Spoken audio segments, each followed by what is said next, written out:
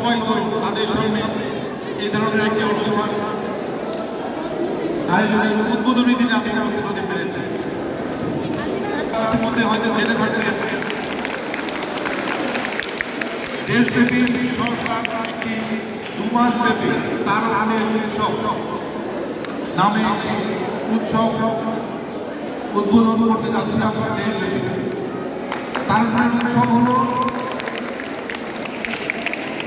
তারুণ্যের শক্তিকে কাজে লাগিয়ে আমাদের দেশকে এগিয়ে দেওয়ার প্রত্যয়ে আমরা এই উৎসবটি পালন করতে যাচ্ছি। আপনারা নিশ্চয়ই জানেন সাম্প্রতিক সময়ে আমাদের তরুণরা একটি অভাবনীয় কাজ করেছে, যেটা আমরা কখনো যারা বৃদ্ধরা করতে পারেনি, বয়স্করা করতে পারেনি, তরুণরা করেছে।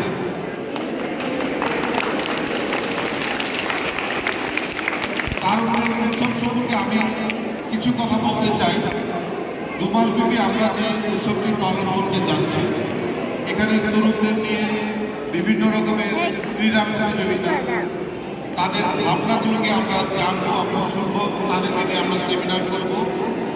স্কুল পর্যায়ে তাদেরকে আমরা বিভিন্ন কার্যক্রমে সম্পৃক্ত করব।